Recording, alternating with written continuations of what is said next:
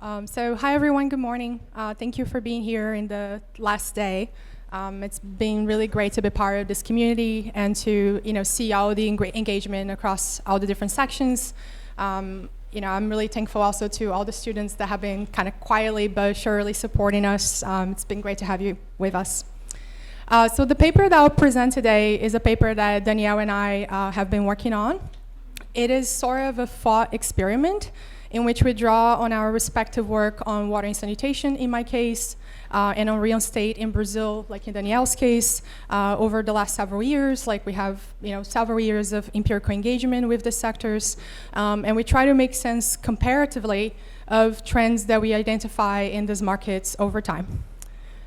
So to unpack the motivation for this paper further, like different lineages of urban political economy scholarship and drawing on the work of several of the people that are in this workshop, we are interested in the question of how, like the broader question of how market actors transform cities and regions for investments in the built environment, whether that's housing or infrastructures. But we try to approach this broader question in a few specific ways. So first, we're trying to move beyond the project or city scale of analysis. All the work that has been presented in the workshop so far has already illustrated the need to attend to issues of market structure, of market ownership, of firm ownership. And often, like when we're looking at this private investment trends, what we're increasingly seeing is that it's the same actors or similar actors that are behind the same investments across various places. So we're in trying to move beyond the project or city scale. We are trying to understand, these connections across space that take place through, investment flows and asset ownership. We also didn't want to start necessarily from trying to understand financialization, even though this is a workshop on frontiers of urban financialization. We wanted to be able to situate financial investment within a broader historical understanding of market dynamics.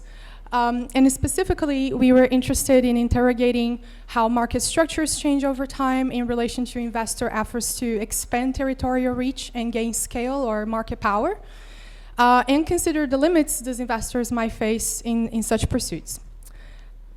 So I guess with this goal in mind, we're guilty of putting forth yet another concept for consideration, which is the notion of urban development markets. So in the paper, we draw on literatures on the sociology of markets and the geography of markets to define these as social-spatial arenas in which private investment in the urban built environment takes place, not just within, but across cities and regions.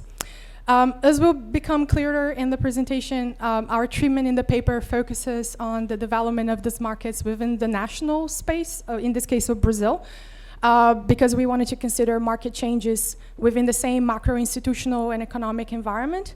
But we understand that these markets are situated in global circulations of capital, and I guess inspired by the discussion yesterday on planetary financialization, perhaps there is even room to consider how these urban development markets develop across different kinds of global and regional scales. Anyway, that's just a thought.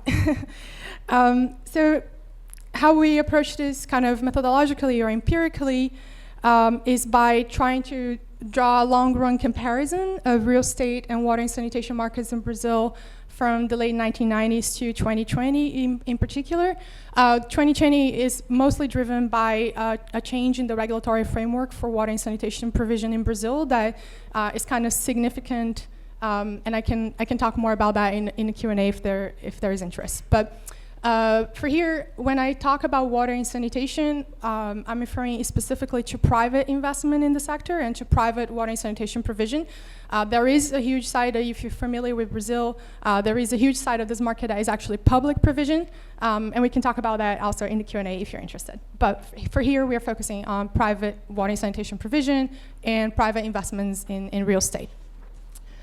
So we draw on fieldwork, interviews, secondary data that we've conducted over a number of years in doing something that Monteiro and Baiocchi call a sort of a posteriori comparison a sort of strategy for theorizing processes from the findings of research projects that are pursued independently, but they are realized or animated by similar interests. And we think this kind of responds also to calls that we've increasingly seen in urban studies for comparative imaginations, as Robinson calls it, and try to think about what can we learn from thinking comparatively, not just across contexts in this case, but across sectors, which we think is a lens that has been kind of lacking often in urban political economy scholarship, where studies tend to be kind of more siloed around real estate. We've seen a lot of real estate presentations so far in the workshop, or just infrastructure, but not putting those in conversation with one another.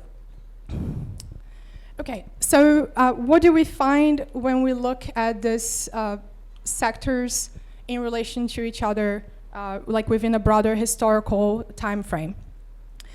I want to apologize right away that we cannot really do justice to the contextual specificities of this context in this presentation. So I'm going to focus on the broad trends that we identify, and if there are specific questions that you want to raise, we're also happy to address them.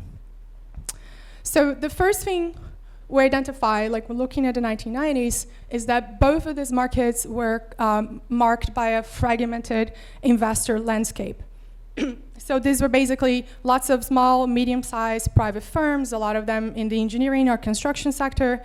They were quite localized in how they operated. There weren't like many efforts to kind of expand territorial reach. Then moving into the early 2000s, and the trend in real estate begins a little earlier, we see an increasing process of market consolidation across both sectors, where some developers in real estate or private water companies in water and sanitation started to gain a lot of market share by expanding to different cities and regions, controlling different kinds of contracts in the case of water and sanitation. And so forth. And I think the work that Vinicius is doing in mergers and acquisitions also helped to illustrate some of these consolidation trends in real estate. But in addition to this kind of similarities that we observe over time, we also observe some key differences, right? So in real estate, market consolidation takes place, but it's a bit more limited, and over time, especially moving into the 2010s, it starts to kind of recede, right? So basically, companies, as they expanded their kind of territorial reach or try to enter into different kinds of local markets, they began to experience difficulties and eventually ended up, kind of going back to their home markets, quote unquote. So Danielle, one of the statistics that Danielle mobilizes to illustrate this in the case of real estate is that the share of value added by largest firms in property development peaked at 40% in 2009, but later receded to 26% in 2020. And if you have trouble or if you think that there are other ways to measure this, you can take it up with Danielle. In water and sanitation, what we see, 7 minutes, cool.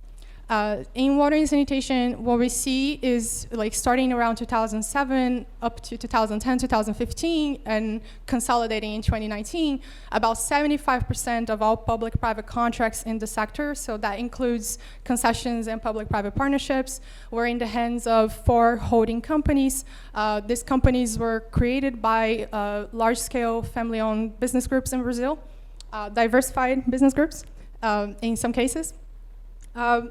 The other thing that we identify, like in this case, in thinking about financial investment, is that financial investment via equity and IPOs was really crucial in consolidation after efforts in real estate. But in the water and sanitation case, financial investors were latecomers, and to go back to the timeline, financial engagement in private operations only increased after a lot of these construction groups moved out due to the Lava Jato or car wash corruption scandal, right? So basically, in kind of mapping out these trends, in the rest of the paper, we try to think about how can we make sense of these differences, right? Are there particular ways in which we can understand why consolidation is more limited in real estate versus water? Why financial investors only kind of came in, later in the game in water and sanitation? So some of the questions that are driving the comparative thinking that we're trying to do. So with that in mind, we argue in the paper that we can begin to make sense of these trends by looking at both territorial and temporal dynamics of market making. So let me explain what we mean by that. So with territory, I think it's a concept that a lot of you have worked with.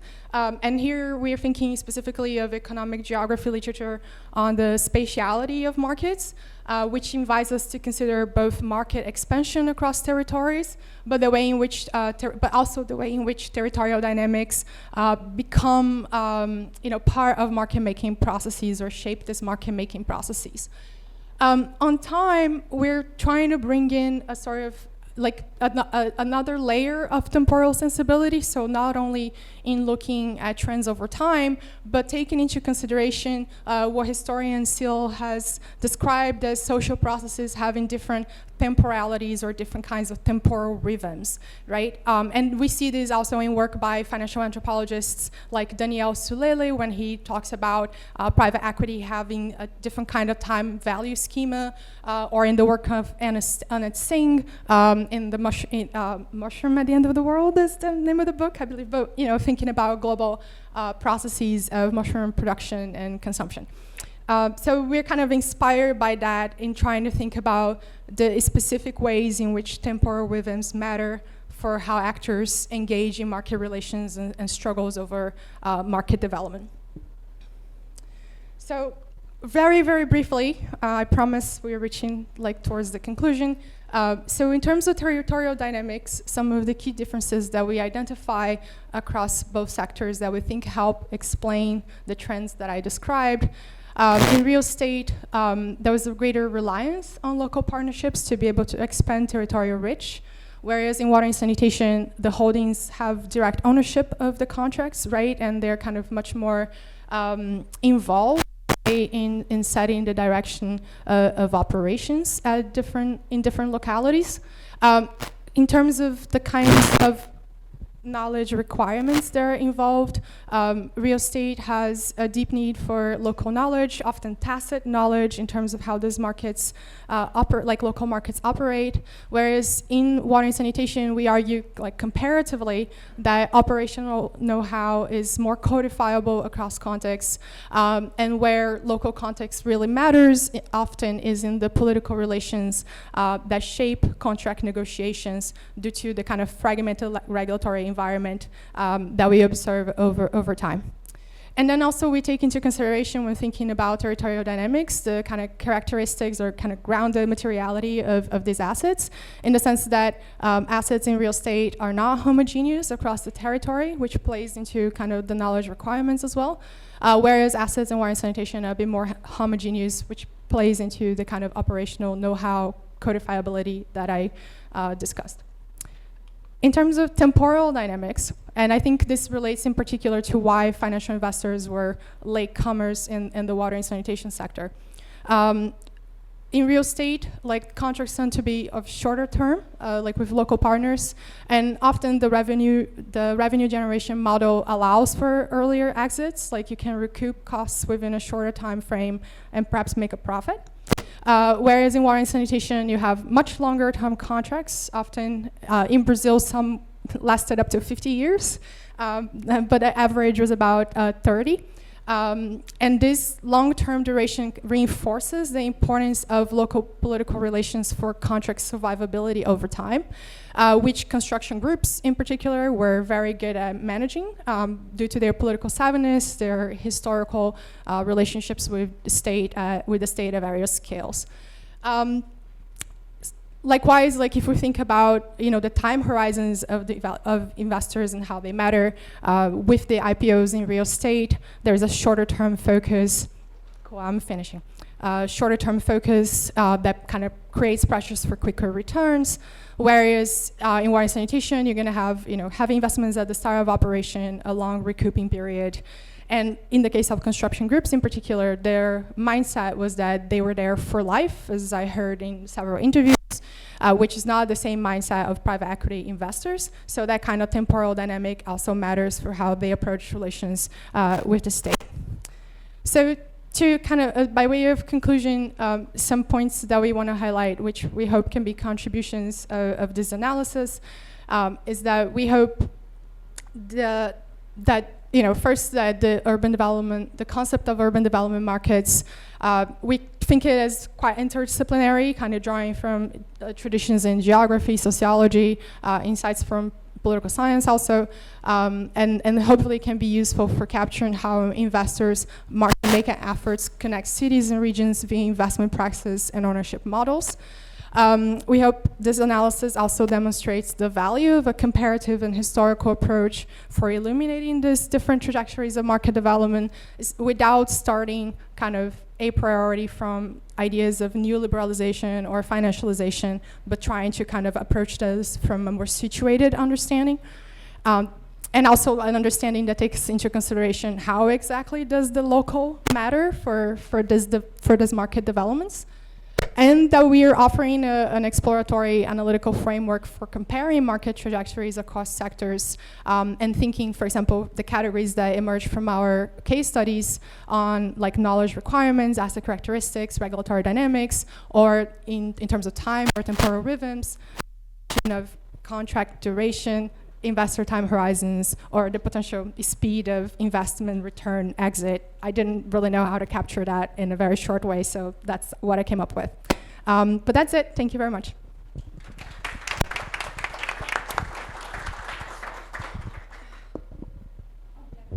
Now we pass to Antoine's paper called The Financiarization of Housing in France, 1960 until 2020. This was just a placeholder. Good to be back this morning. I'm presenting a paper that's still very much a work in progress, and it's been a difficult one, not only for the lack of time to properly work on it, but also because I guess what I'm trying to do is something a bit different from the type of analysis I'm used to, and from what can be found in the literature, on the financialization of housing. So please bear with me, and I'm looking forward towards your comments and suggestions of where this could lead to. So the paper is based on a research I conducted as a postdoc in the What is Governed in Cities project so most of the research, the empirical research, dates back from 2020 and 2021. In a nutshell, in this project, so this was a research consortium involving Sciences Po in Paris, University of Amsterdam, and University College of London, and we were looking at the relationship between investment landscapes, particularly as these have been affected by the rise of institutional investors and asset managers in the ownership of rental housing, and the combination with governance and regulating arrangements governing housing production and in these 3 European cities. So we've conducted research on the Paris case using a variety of sources, so databases on transactions with real capital analytics, grey literature and press reviews, semi-structured interviews. Based off this, I've been working on a set of papers. So the first paper, which I won't present here, but just to mention, that was published in Housing Studies, in which we provide an overall picture of the process, showing that yes, like in other global cities, there has been a rise in the Paris area in institutional investment going to rental housing since 2015, with a 30% increase over the 2017-2022 period.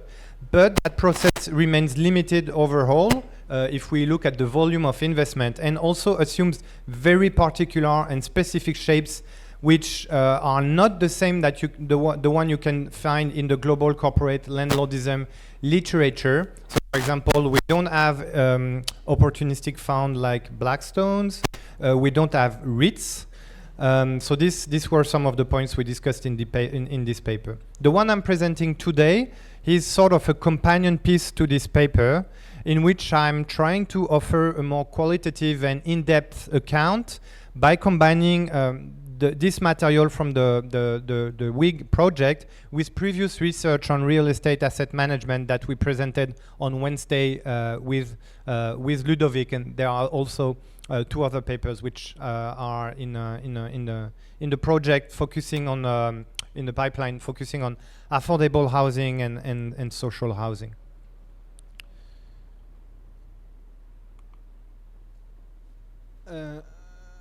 Here's for some context. So back to the paper then. My idea, I'm trying to develop a piece which is not your typical yet another case studies of the financialization of housing. Not only because of, there is a pressure to find a research gap in a very overcrowded literature. So I was looking at my Zotero and I've counted like 150 papers just on housing financialization. But also because I think France is a limited case of housing financialization, but one which may be nonetheless productive to develop an alternative approach and think about the limits of the housing financialization literature. So I see this paper to revisit the debate that was opened by Brett Christophers in 2015, starting then with the limits of, in terms of empirical financialization in France, and moving towards a more conceptual and critical discussion in which I want to focus on two key points. One being the fact that most of the literature is developing a silo analysis, and the other one is that there is a need for more historical account of this process.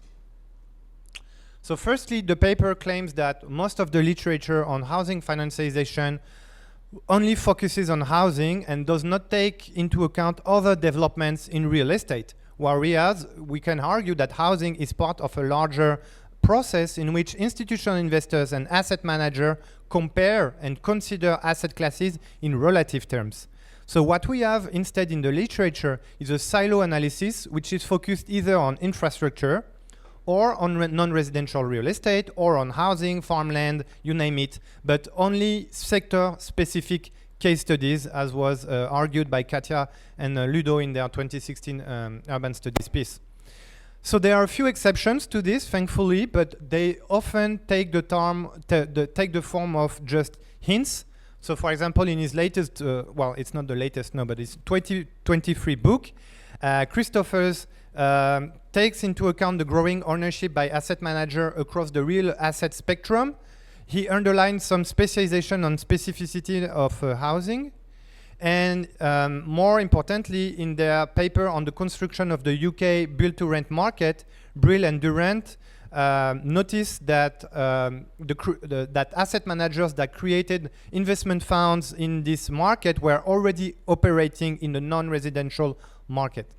So this has to be, this silo analysis and focus on housing has to be contrasted with statistical evidence that shows, and here are just a couple of numbers, that however, like the financialization of housing may be important and we're seeing a rise in the volumes of investment, this still represents a minority in terms of the whole spectrum of real estate asset classes, whether you look at investment in Europe, in the US, or you focus on the stock, for example, the top 100 asset managers in Europe, or you take Blackstone, which is supposed to be the global corporate landlord par excellence.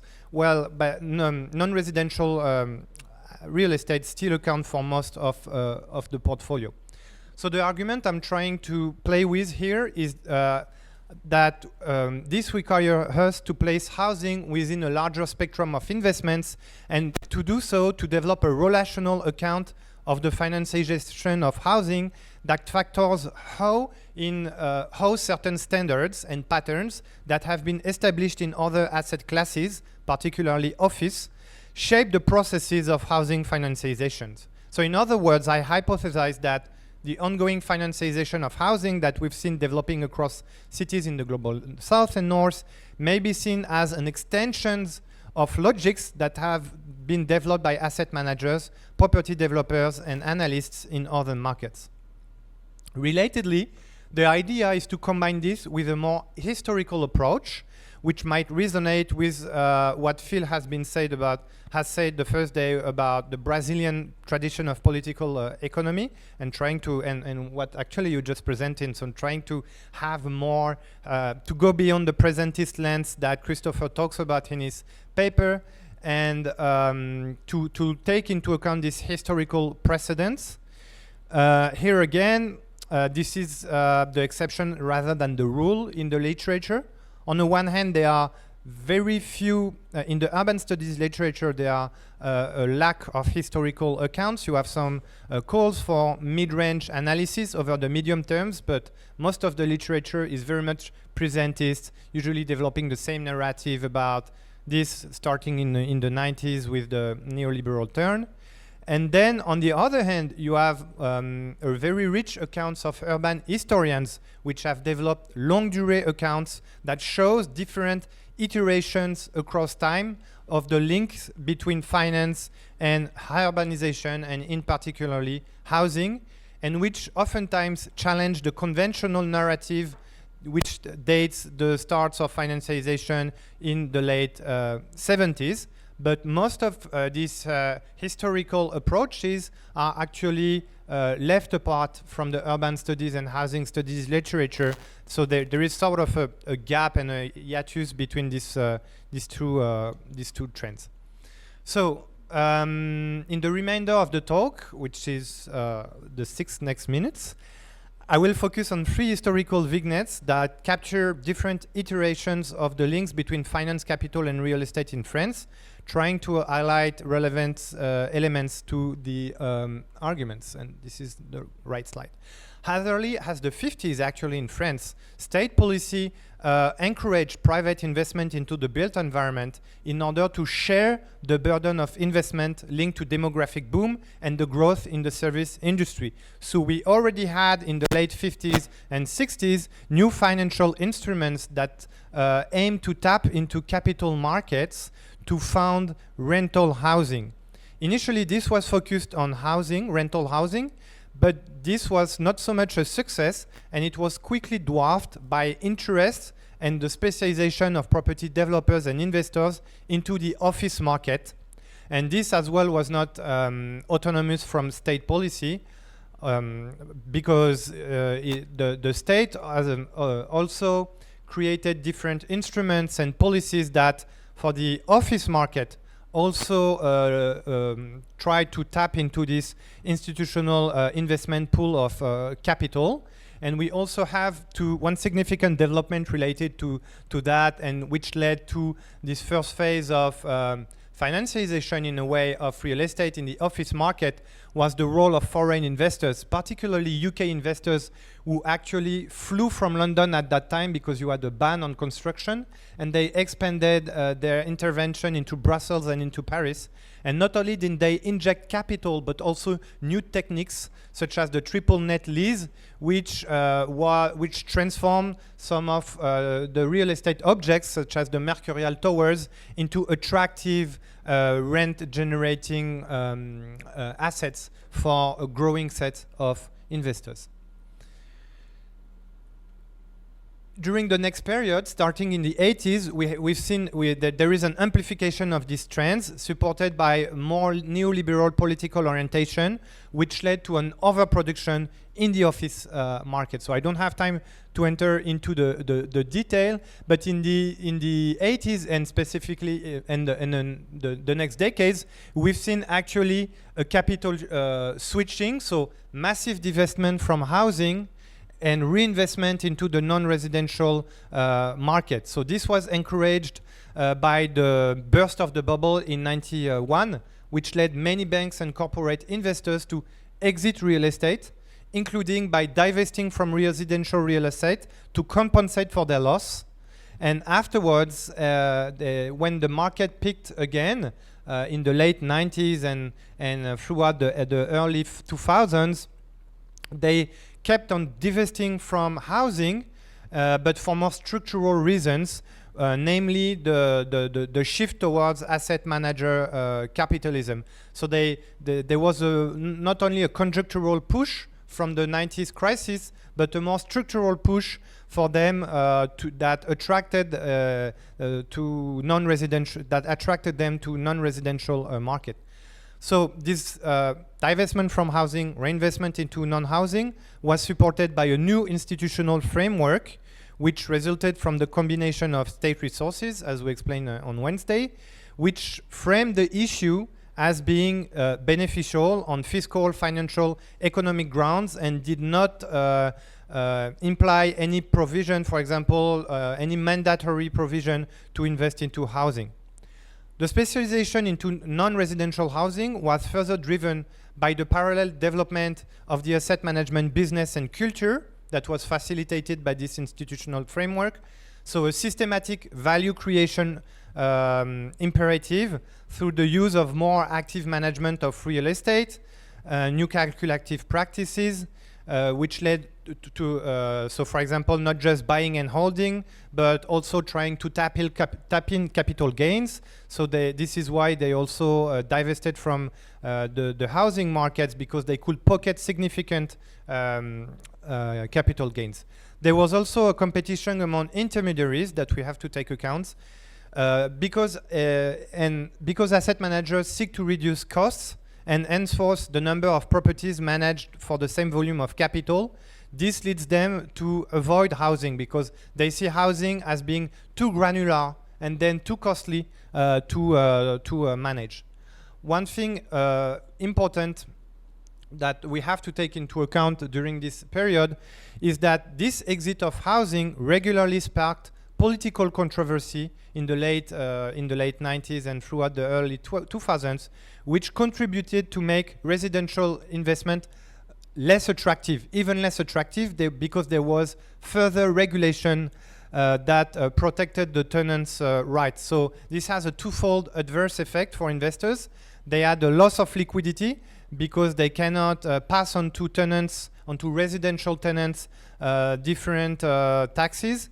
And perhaps more importantly, this made housing a very political affair and something which could attract bad press. You could make, you could have a bad reputation because of housing, and this is something that investors kept on reiterating over the years as to why they didn't want to enter housing. Just a couple of minutes, please, Ivana.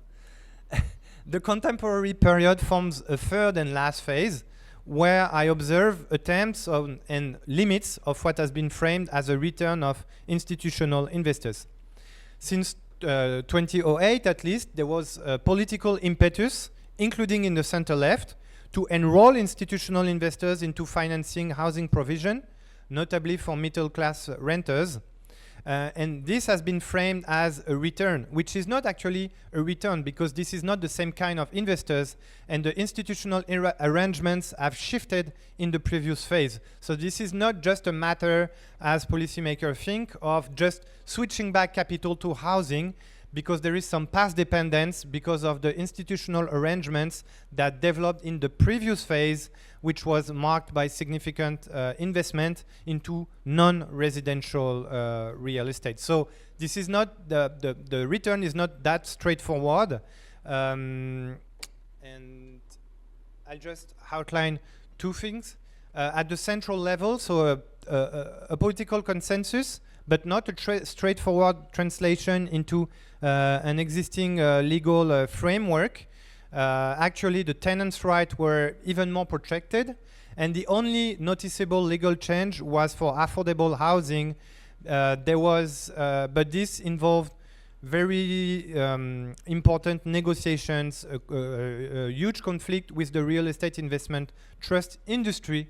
And what I find interesting is that during the bargain with the Minister of Finance, which about like a quota of, so the project was for REITs to still have their tax benefits, they had to invest 25% into housing.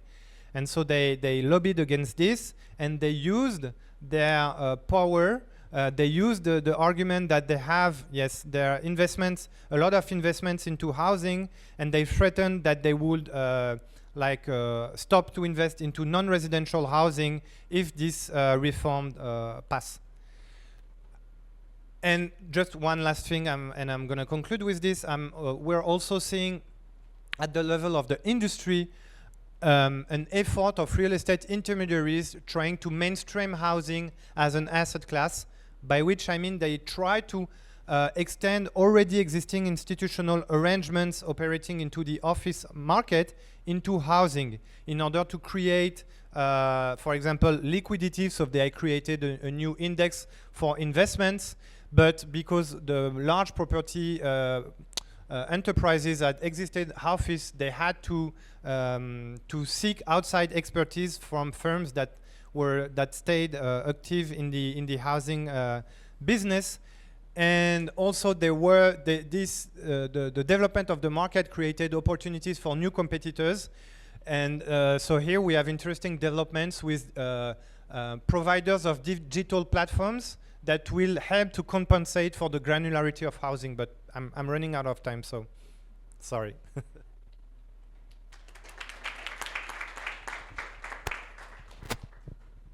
And our third paper, it's called Assetizing Brazilian Logistics, Power, Spaces and Scales Under Asset Manager Capitalism.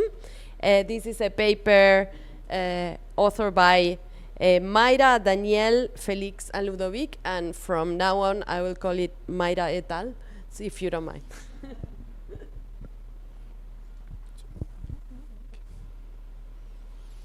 So, bom dia todo mundo. Mayra and I will now share an article that emerged from Mayra PhD between UF and the University of Neuchâtel with Olivier, but also from Daniel's visit to Ludovic and I at LATTS in Paris as an Urban Studies Foundation Fellow. So in a sense, and like the paper between Isadora and Daniel, it's a result of the active bilateral exchanges of our network, and I think that it's an important point to highlight. In our presentation, we will delve into the assetization of logistics in Brazil, extending the dialogues sparked in the plenary session about asset manager capitalism, a theory that we discussed since then.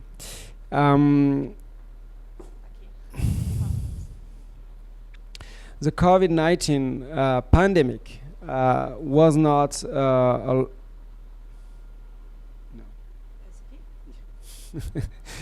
Okay, the COVID-19 pandemic was not a lost cause for all investors in Brazil, since threats to shopping malls and office occupation contrasted with the new opportunities of the logistics sector. Or at least real estate managers capitalize on this narrative to reassure clients. At stake was the business model of the asset management sector, where investors to pull away from commercial real estate, gone will be their management fees. The COVID crisis, in our interpretation, thus acted as a magnifying glass to reflect on the role of the asset management sector in contemporary assetization of buildings and cities, and more precisely on their power. We investigate how asset managers wield power by controlling investors' money, circulating and fixing it across sectors and spaces, and influencing local development trajectories tied to capital markets fluctuations. We will argue that asset managers actively shape investment circulation finance grip over spaces, driving today's uneven capitalist development. In the rest of our presentation, I will detail our theoretical framework on asset manager capitalism, the case selection and the methodology, while Mayra will present the case study, the findings and the conclusions. The slides figure presents a framework for understanding the literature on urban productions financializations, with which you are all of you familiar and have contributed to. It links finance, space, state, and the economy, showing how investors use land, infrastructures, and buildings for capital extraction and influence the built environment. But there remains to move beyond abstract categories like financial investors and financialization to recognize the growing capital centralization by asset management companies in the last 2 decades. Here, the concept of asset manager capitalism provides a critical framework for understanding corporate government shifts since the 90s Asset management firms now play a central role in capital pooling, management, and allocation through various financial channels, as explained yesterday by Mayra, and as depicted in the figure on the slide. As discussed in the plenary session, there is still much to learn beyond the corporate governance change, to learn about the spatial aspects of geographical outcomes of asset management. There are recent contributions by Antoine and Ludovic in their book. They presented it on Thursday. There are contributions by Christophers, by Brown, the author of the asset manager capitalism theory himself. They highlight this issue, but research in this area is primarily focused on the global north. Gibadulina's recent study on uneven geography of asset manager capitalism sheds light on ongoing dynamics in peripheral countries like Brazil that are not under the control of the big three, right? To contribute to this research agenda, we propose to integrate into the theory of asset manager capitalism two recent conceptual developments. So first, financial infrastructures. They operate as large-scale socio-technical systems that collect, consolidate, allocate, and shape the textures of capital. And our hypothesis posits that asset managers connect financial and urban sectors across multiple scales, from global capital circulation to local property markets and buildings. Consistent with Brown's theory, they exercise control over assets and spaces via the political right associated with the financial titles they oversee for their investors' clients. Second, these titles result from processes of assetization, the continuous transformation and maintenance of things into assets, driven by their pecuniary interests, which leads them to increase the volume of assets under their control, as argued by Christopher in his book Our Lives in Their Portfolios. We suggest that asset managers spur assetization and enhance extractive processes over spaces. We explore these two hypotheses empirically through the case of logistic rates in Brazil during the COVID-19 pandemic. We already spoke a lot about Brazilian rates in these days. They played a crucial role in supporting the foray of asset management firms into real assets. The adoption and customization of this US-inspired financial instrument was not straightforward in Brazil. It reflects its semi-peripheral position within the international financial system. Moreover, rates should not be viewed solely as conduits for foreign capital from the global north. Domestic stakeholders, including the higher middle class and institutional investors, recently like pension funds, are the primary participants in listed rates in Brazil. Launched in 1993, it wasn't until the 2010s that institutional capital increasingly gravitated toward REITs as Brazilian pension funds seek investment products for daily capital management outsourcing, reflecting asset management capitalism expansion, right? So the 2020 pandemic outbreak posed a critical challenge to the REIT industry. Lockdown measures threatened to reduce rental revenues from shopping malls and offices, which form the bulk of REIT's portfolio in Brazil, and this provoked capital withdrawal. But well before these effects became apparent, the asset management sector turned these financial uncertainties into a new investment opportunity. Indeed, despite long considering logistics as a second-rate option, asset managers began promoting this segment as a promising investment, And it paid off. By the end of 2021, logistic rates already controlled approximately 30% of Brazil's total private logistic properties. To investigate this shift, we drew from 3 sources collected and analyzed by the research group conducted by Mayra and Danielle. Over 200 articles from specialized business outlets in Brazil has been reviewed. A valuable addition was countless YouTube live streams and webinar broadcasted by property consultants, asset manager, and so on and so forth. Among the 20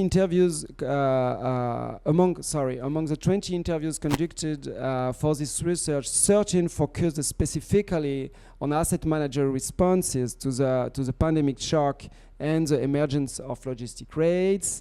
And additionally, the portfolio of listed logistic rates has been tracked, allowing us to document how asset managers shift their investment toward logistics and concentrated finance capital in selected location and tenants.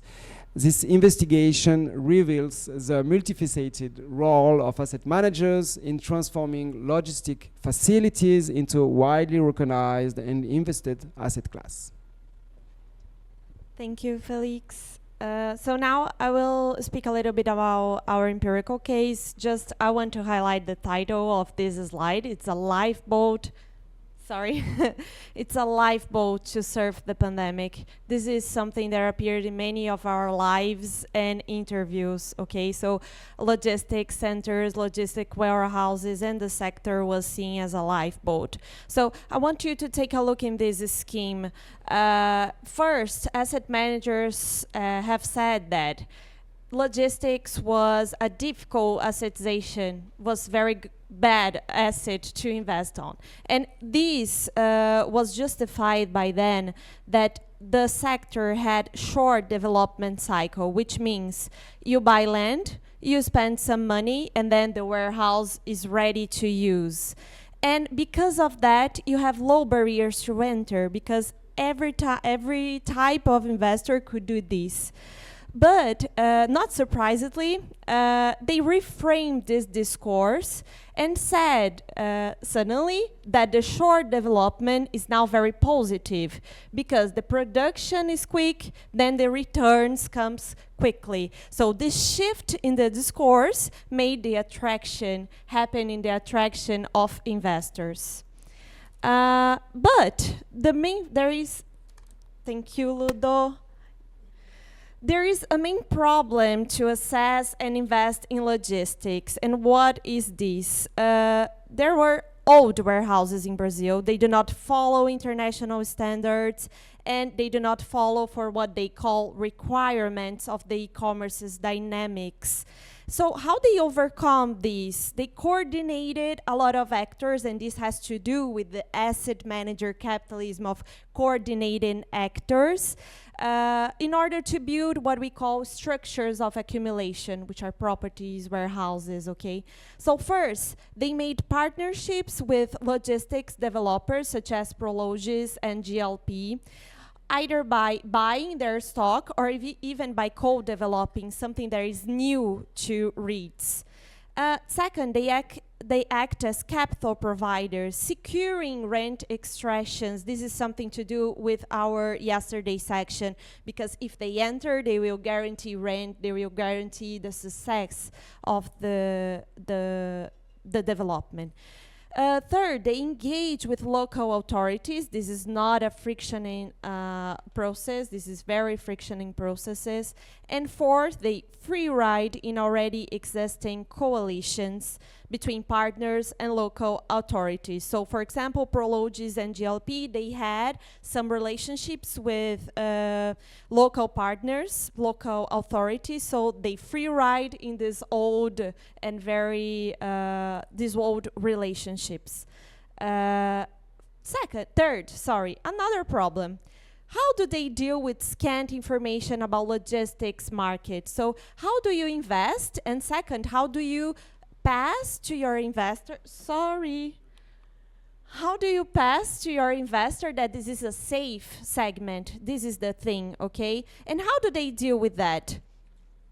How do they deal with this? First, they pressure property consultants to develop data and metrics because they needed this in order to justify their investments. And second, they develop new tools internally, okay, to make legible this non-typical asset. This is very interesting. They made some snapshots of the development in order that the investor could follow what is happening with the investment that he made. They made a lot of live streams to the investors. Remember, this happened during the pandemic, but they also cross spaces doing this, and they create what we say the virtual spaces. I promise I need 1 minute, okay? Navigating spaces and scales. This is the last one. So they had to assemble what we say different places. What are the different places of wealth accumulation? First, there is the investor space, the location. There is the financial district location, and there is the logistics property location. So this possibility to articulate these three spaces of wealth accumulation is very typical and good of asset managers does this very well. And they also, what are the material imprints of this power? Selectivenesses. I will not go so through this, but they select good tenants. They have some architectural and location choices, just as Danielle showed us yesterday. They filter sectors, and this has power to change the development trajectories of some economies. And they sort places. 80 of 188 properties is in São Paulo, just so you know, owned by REITs, okay? Sorry, I will go directly to the conclusion, sorry about that. There are three key dimensions that we turn in this paper. First is the representations. As I spoke, they had to make a change in the representations of what logistics sector means to investors and to the sector of the financial circuit. Second, they had to coordinate actors, scales, places, wealth accumulation scales and places. Third, they have to make legibility of this asset because it's not a very common asset before the pandemic, so they have to legitimize this as a good asset to invest on. And what theoretically speaking this paper has, it refines asset management capitalism theory at the juncture of political economy and urban studies. And how do we do this? We put spatial and scalar understanding to this theory. We integrate the concept of assetization to this theory, and we highlight how asset managers' power derives from the control of all of these processes. So it comes again to the coordination. And we also disinterring its focus of the US, because we know this, it's a very North global studies, and the big three to Brazil, confirming the shift towards asset management capitalism in distinct national trajectories. Sorry about the time. Thank you for your attention.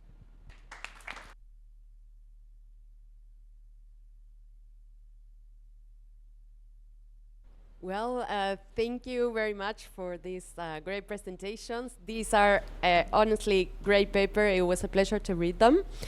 As you've seen, they involve diverse topics and subsegments, including housing, commercial real estate, offices, logistics, water and sanitation. One of the common traces in these papers for me, it was that their authors are sort of zooming out from their previous works to revise and enlarge the scales of their claims. If on one hand we see Isadora and Danielle extending the timeline to get us back to the 90s, Antoine revises previous research done on the French case and introduce new documents to take us back to at least the 50s and 60s. On the other hand, another shared trace would be what a call to understand and compare more segments within real estate, housing, commercial, logistics, and other commercial subsegments, and between real estate and water, in the case of Isadora and Daniel. Antoine's paper, and he mentioned it, calls for looking beyond individual asset classes to understand investors' choices and mediators' role. Mayra and others, on the other hand, focus on asset managers' hard work to search for investable assets in different subsegments, and how they move and how they move in search for fee collection as well as diversification. Finally, the three papers also consider the national scale and the global scale, and as all of the authors mentioned it. But I had a few questions on the switching segments and switching sectors. I had a question first for Isadora and Daniel. Even though you don't speak at all about switching processes, and you in fact present the cases as different trajectories, I was wondering if you could tell us more about the specific ecosystems around these two sectors. You presented them, as I said, as different types of investors, different timelines, different relations to time. But in a way, what we see is, on the one hand, business groups appropriating what the traditional bibliography would call like monopoly rent. On the other hand, we have a more dispersed with less size, smaller size companies that also accumulate based on public sources and public resources, but they were, of course, more dispersed and smaller.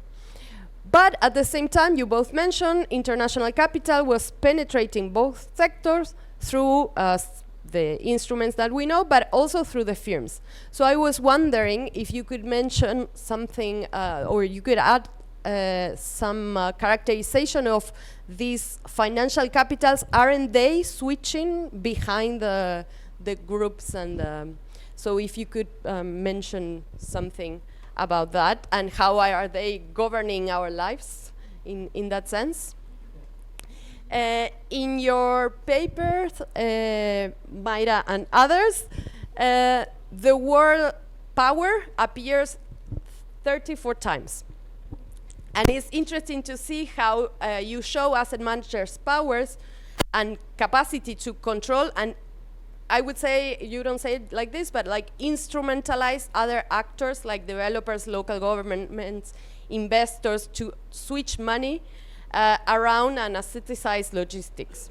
On that regard, I was wondering if you also found evidence of the opposite, like conflict lawsuits, failures, prestige destructions among these asset managers, because what I was wondering if they have been able to accumulate this power is because they can deliver results. Otherwise, they cannot keep on these promises and collecting high fees without delivering results. So I was wondering if what happens when they don't deliver their promises, and if there has been cases of conflicts showing the limited power in a way, or if it's possible, just to stress or just to. And in the case of Antoine, I had a question for Antoine. There are many structural interpretations to explain the shift. Antoine goes really deep into the many reasons why we see these shifts between commercial and housing, like economic conditions, regulation, specialization, models of investments coming from the UK that create frictions and limits to the return of institutional investors into housing, despite some incentives and other efforts for de-risking housing. But I was wondering if you could go probably a bit more into detail to explaining us why isn't housing a good business anymore in France? Because on the one hand, you said they shift away from regulation, they escape regulation, and they went into more profitable areas. But I was wondering if we shouldn't also consider the employment insecurities, high prices, the work structure and the class structure of France, and how that has changed over the years, to explain why these people is not a target, and money cannot be collected from middle class families anymore as it used to be in the 60s and 50s. And also to go probably a bit deeper about how these mandatory requirements in the 50s forced the financial sector to keep at least one part of their investments on housing, and also what happens when the office sector is not longer profitable, and what happens with all this cost, this knowledge, this path dependence. If we've seen some also failing companies, and because they don't have the diversity or the flexibility to go into or return into housing. I think that's it. And maybe you can answer these ones, and then we open to... Okay. Thank you, Ivana. Your comments is also always very useful, so thank you very much. So regarding the oppositive, the failures, of course they have. But here we go again. The discourse is so important. Because if they make a failure and they say that this is something expected, that this is something that in some months, in some weeks, they will recover, it will be okay. The discourses, again, are very powerful. And also another thing, the COVID scenario. We've seen that many of them, okay, we have some stock decrease, sorry, I forgot the stock decrease, but it's because of the COVID. It's not our fault, so it's because of the COVID. And another thing, why do you need to stay with us? I think this is the main argument, because all assets are losing powerful, and we are the lifeboat, so stay with us. So again, the discourses are very powerful. I think they are still gaining, they are still winning a lot in this sector, and Gabriel's work that we had yesterday shows this. We are in a crease, we are in a peak of this investment. And are they accumulating this power? And what if they lost this power? I think the first answer is they fear exit. They fear exit because they have common people, they have personal investors, and this is a very volatile type of investor. But I think this is something we realize, that REITs and all of the financial industries, they look for innovation. And what is the innovation? They have a business model, and they have to rethink the business model in order to react, to regain the power, to be in the power. So, for example, we had the first phase that we talk about it in our paper, that is the tax and policy making. Ludovic and Danielle made one paper of these. The second is the niche segment, in the time malls and commercial buildings. Then they have the diversification with logistics. And before this, they attract pension funds. So they are always remodeling business models in order to keep their power, in order to accumulate, in order to stay there in the power. I think is this. If my co-authors, if my friends want to add something, please go on.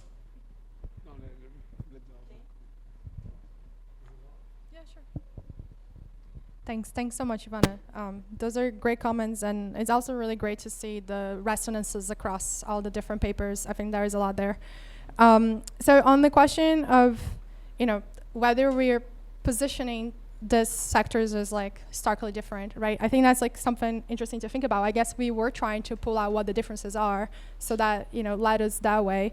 But it was interesting to hear you raise this issue, because one question that emerged for us also was, how is it that what might be happening in real estate is shaping what's happening in water and sanitation, especially as you go down towards local scales, like where you might have similar actors operating across the sectors in some way.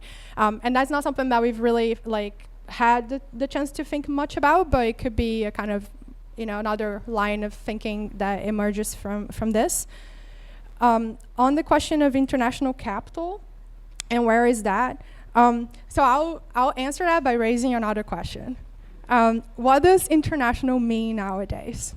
And I say this because, I'll let Danielle speak about real estate, but in water and sanitation, in the 90s, it was pretty easy to draw a distinction between multinationals and domestic capital and engineering, like local engineering groups.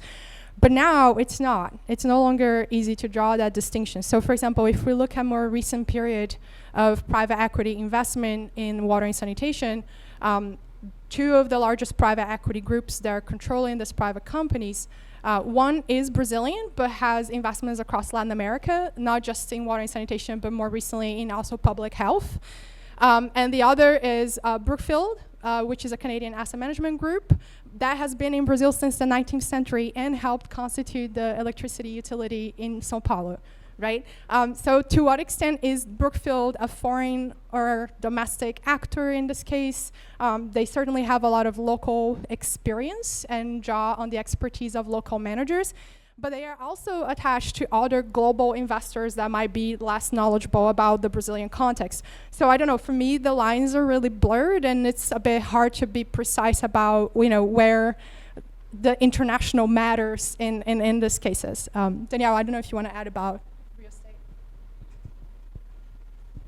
I would just say that maybe, I don't know, cross ownership there certainly exists, between those groups. But I'm not sure if from our comparative study, I'm not sure if it explains much of the trends in terms of consolidation, as Isadora showed, and because they happen at different points, and they were driven by different groups. So the cross ownership is important.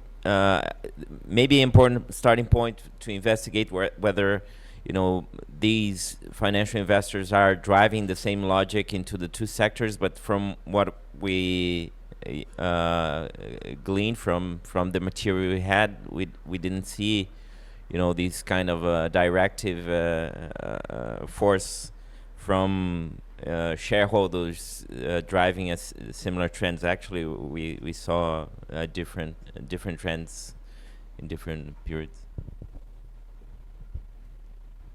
Yes, thank you, Ivana, for all your questions. Much food for thought. So perhaps I'll focus on the first one, but I can say a word about the two other ones. But so as to why isn't housing a good business in the opinion of the asset management industry in France? Well, mainly they oftentimes cite three main reasons. The first being financial. So it will be less interesting, and the return over equity will be less important over as compared to other asset classes, which is actually not really the case if you take over 20 years. It isn't if you take into account capital gains. But so this equals, and this shows that they are more here for shorter times of reasons. The second one is legal aspects, and particularly tenant regulation. They often say that the regulation is too favorable to tenants because it's very complex. I won't enter the details, but as I was saying, they cannot, because of these regulations, they cannot pass on to tenants.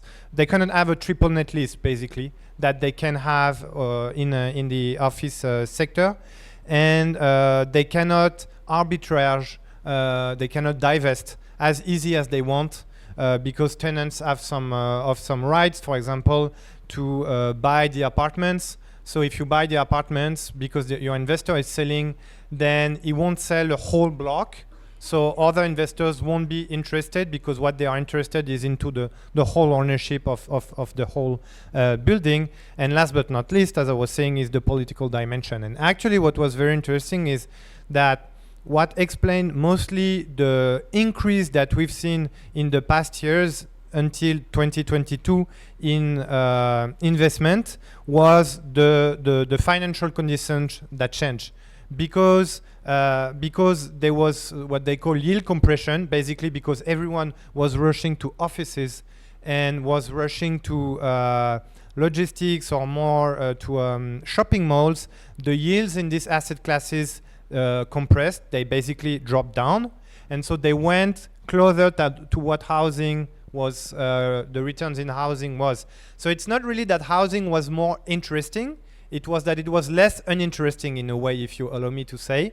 And for them, it was also a matter of risk diversification. I think some investors were sensing, well, they've been basically riding the wave of the zero interest rate policy. They've seen all these office projects, and I think some of them were sensing that at some point the music would stop, and they had to diversify into housing, which is a very low risk in their eyes.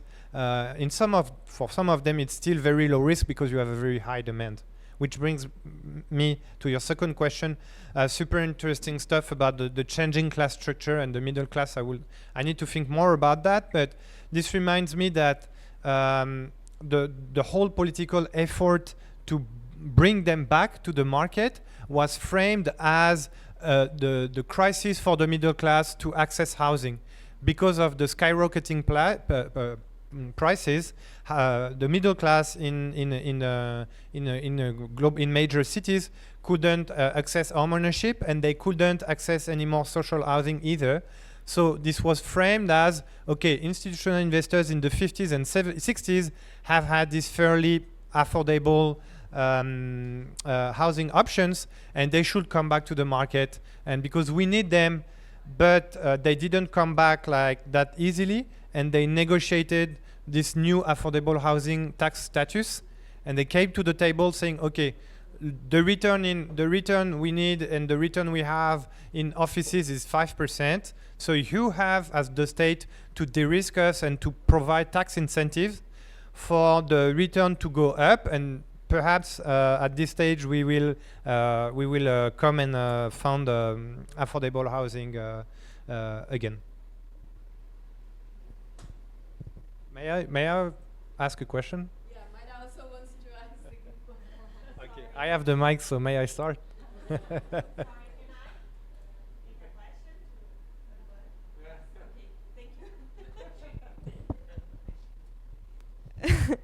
Thank you, Antoine. I have a question only directly to you. First, you comment that is 100 housing financialization articles. Have you considered systematic revision as a methodology? The second is, you said that institutional investors are coming back to Paris region. With this has to do with the valuation of assets or distressed assets, and we are using now the concept of urban frontiers. Do you think this is a case for that, like valuation, devaluation process, and how institutional investors use this cycle in order to have their investments going on? And the third one, sorry, it's REITs lobbying. I'm very curious to know if there is any against agent that tried to manage to have the same tax exemption or the same good position to do this re-entering in Paris region. Thank you. Go ahead. I did not get the first question, sorry.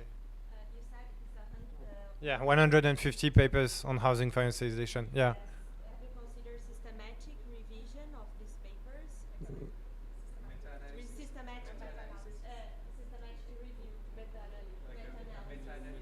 No, I haven't. I don't have the time. Plus, a lot of these papers are not really convincing. So, but anyway, that's another issue. We don't actually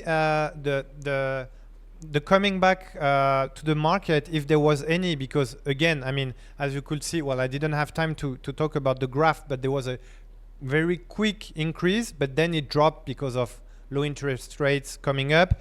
Also because there was a shortage of existing assets, precisely because they exited the market in the 90s. There is a lack of a pool of existing assets to buy again.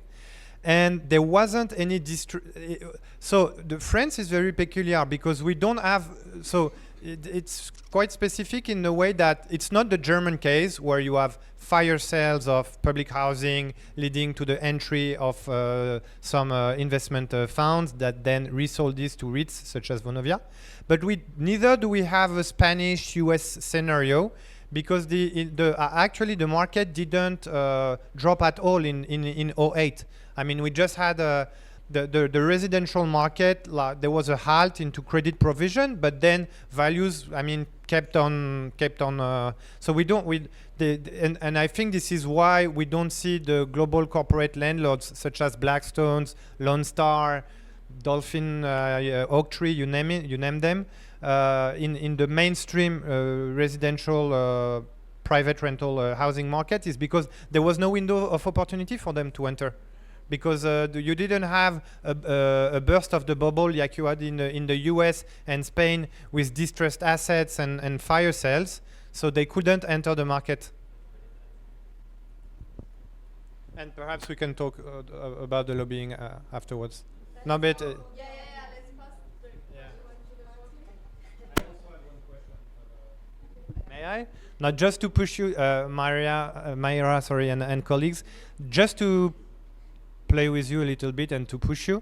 So the egg or the chicken? Is logistic used to draw institutional investors, or is there a push for capital coming from institutional investors anyway that leads asset manager to seek diversification because of declining yields in office?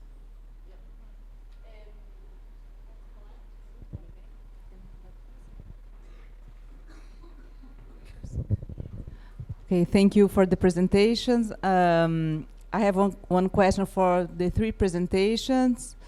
I really like the idea of temporal dynamics that Isadora presented. So for you three, after the entry of these financial investors into the sectors or in the products or objects or segments that you analyzed, were there changes in the rhythm of the production cycle of projects, buildings, infrastructures? Or in other words, did the short-termism of finance affect this reducing production construction time?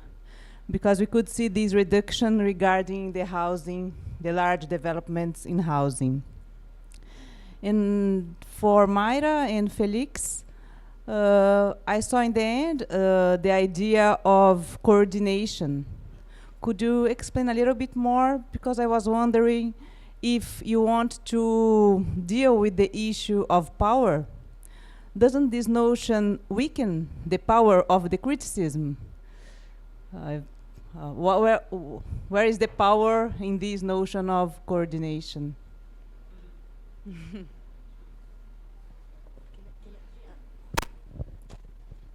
Brilliant presentations. I think they bring a lot of issues, and also they are very crossing. My question is for Isadora and Daniel. We are trying to do also this approximation between real estate and infrastructure that traditionally they will discuss it fragmented, so we need I see a need to approximate them. So first, a more methodological questions, because it seems that you bring one segment of infrastructure, that it's water and sanitations, and in terms of real estate, it seems that is a bit broader than just one segment or one product of infrastructure. So my question is, because in terms of infrastructure, I think even in terms of governance and investors, maybe there is some different logics in, for instance, in urban mobility and other ones. So how do you solve that? It's one question. And also, how do you solve, and mainly in infrastructure, but as well more in real estate, but also in infrastructure, the difference between productions and management? Because in many cases in Brazil, we are just talking about management, that is because of this infrastructure is product of privatizations. And also in real estate, we have to deal with both dynamics. So when Daniel used the PAIC, for instance, it's more related to construction, isn't it? So a data that was more related with constructor also is it capable for one diagnosis of this management discussions that is more, I think in terms of Brazil dynamics, is more recent and it really concentrating in metropolis like São Paulo and maybe Rio also. And the second question, and the second question I think is a tension that is in all the tables. If we have cooperative governance leading by this idea of groups and more monopoly brands, or we had this more homogeneous discussion about asset managers. So my provocation is not a combination between them, or we can say that's all about the homogeneization of calculative engineer, or on the other hand, this power of this group. Is there no combination between them, and how this combination works? Maybe could fit for the both case, the more for Brazilian case. Sorry. Well, one more question. We are already over time. Well, we started late. Yes, but what are we deciding? Are you asking for the microphone? Yeah, but you too. Okay. Yeah. Okay. Thank you. So I enjoyed a lot the historical and spatial and discursive perspectives that you all introduced, and this reminded me a kind of epistemological question in the financialization literature. So, and I wonder if you consider similarly that we acknowledged in Eastern Europe, so to include semi-peripheral regions, spaces into the financialization literature, unavoidable you need to use the historical and spatial and uneven development perspective. Because otherwise the mainstream literature actually makes on you as an analyst a pressure to prove why your country is different from others. So this issue of convergence and divergence, is it really a same trend that all regions are heading to, or we should it conceive this differently? So how the global mainstream trends, when they meet local contexts which are historically formed, actually not only shape the local, but they are also restructured by adapting to the local circumstances and so on. And Antoine, I would like to ask you a very specific question. If the model of mixed-use development is something that developers, investors consider in France when switching or finding new sectors for profitable investments. And to Mayra and the colleagues, so I wonder if wouldn't be if methodologically efficient to go beyond the discourse as a perspective of analysis towards politics, and to speak about the political construction of urban development needs. So not only the discourse that justifies what needs to be developed and how, but more larger political construction which always involves different actors, not only the investors but also states and others. Yes, I try to be short. One question to Isadora and Daniel. Just a contextual information, because regarding the water provision and water treatment infrastructures, is there a need for additional equipment in Brazil? Because why do we need financier? Okay, if we need to, there must be some kind of need. So my question is there. And just a remark for all. It was very interesting, this timeline perspective. And my just final remark would be, it would be perhaps much, much better to keep all this infrastructure sector out of the reach of financier, because all what we have heard, I believe, is just that this infrastructure sector had to react to the overproduction of credit, to the changes in the discourses of the financier, to the bubble and bursts, and to the innovation of the financier. So but infrastructure should perhaps just be kept apart and kept stable.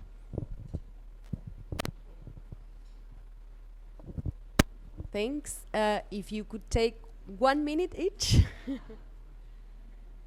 choose one question or two. I will choose a question on power, and I also come back to your question in this way. I think that what we show in the paper is a very classical thing, that power is socially constructed, right? It's not a given. So through following the process of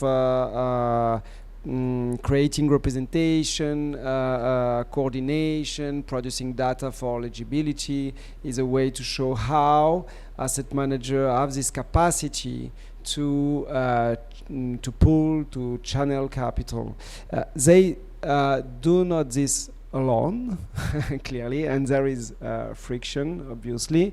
But I think that the more interesting point in the paper is to show how they have this capacity to coordinate all this financial infrastructure, but also how they are the key actors in coordinating, on the one hand, investors, and on the other side, the developers, the municipal actors, and so on and so forth.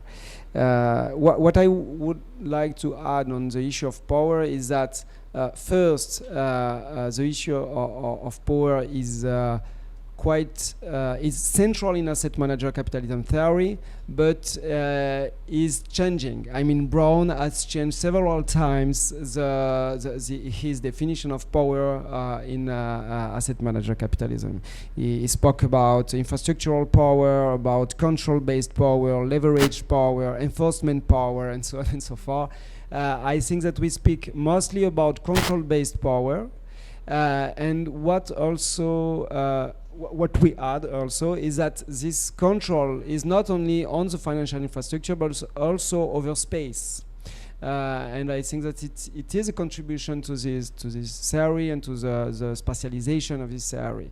It has a very big impact on the ground, you know, as it has been showed by Gabriel yesterday, and we show pictures. I mean, so okay, this is a consequence of this power accumulated by these actors. Sorry.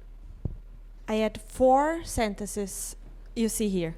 Antoine, seek diversification. If they seek, they need to select where to go, and we need to understand why they select places to go. If they don't seek, there are, for example, Harvard endowment that they do not bet in diversification. Some actors big does this, so we need to think about the type of actor. I don't think REITs are so powerful to think about the difference if they want to go to here. Methodologic aspect of going beyond discourse and going to political construction. I think methodological choice is methodological choice. We cannot go beyond in one paper to do everything. So it's a methodological choice to go to discourses. I cannot go further now. Thank you. You want to go, or should I? Go on. Okay. Thank you for your question. So I'll try to be quick as well. So do do investors consider mixed-use development? In a nutshell, no, they don't. So there is much discourse about like, oh no, it is the time to have more mixed-use developments, very important, blah, blah, blah. But when you look down at actual practices, they tend to stick to monofunctional buildings. So the most diverse they can go is like a big office building with street level retail units.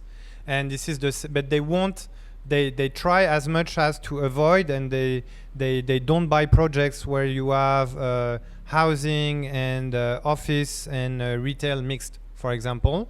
And we've seen this through different approaches. So I've done case studies of local urban redevelopment projects, and it was clear.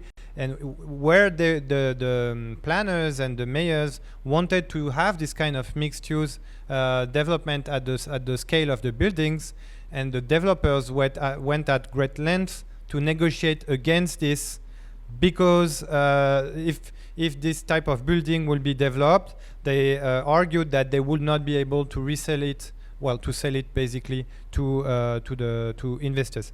There is also one case I would like to work on. As of now, there is a big policy change in Paris. There is they are basically revising the zoning plan, and the municipality, which is, say, center left, with a coalition involving socialist, communist, and green representatives, are using specific zoning instruments, so that office owners, if they want to expand their property, they have to provide housing on the same tract of land. So they or in one adjacent plot. And this has been for 2 years now a huge conflict between investors and asset managers on the one hand and the municipality. So much talk, but when it's time for them, and again, we are in Paris, so this is a key market for them. The land values are quite high, so one could argue, well, or make the hypothesis that they can still recoup their investment, but still they want just to stick to offices. Thank you. Okay, I need to preserve some coffee break time, so I'll pick and choose. Okay, so on the question of whether financial investment changes the temporal rhythms of these markets, like I think that's like a great question and something that we can think more about, like more consistently about, or more systematically about. So just to give a couple of examples from water, I think, I saw this from the shortening of time horizons, which are kind of familiar in the literature, but also in terms of how they were thinking about the production of infrastructure. Like, so for example, one private equity investor talked about building modular wastewater plants that they could just kind of progressively increment upon, and that would reduce their building costs, and allow them to focus on other things that they, wanted to prioritize, such as efficiency of management and operations. I also saw this in the kind of what I would call, based on other work, the datafication of infrastructure management, where they were trying to use data systems, AI, etc., to exercise greater control over assets across the territory. So anyway, there is a lot to pull out from that I think is interesting. On the methodological aspect, I think, yes, inevitably, we can only draw on the work that we've done on water and sanitation and real estate, but you're absolutely correct that there are different segments within infrastructure and within real estate.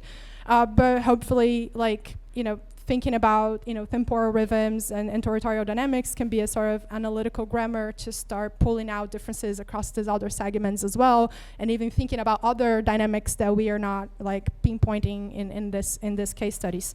And I just want to say to Olivier, I don't know if I fully understand the question, but if infrastructure is just responding to issues that are happening in other sectors, then how can we really separate them? I'm not clear on that. That's a wrap. Okay, thank you very much. We take a few minutes.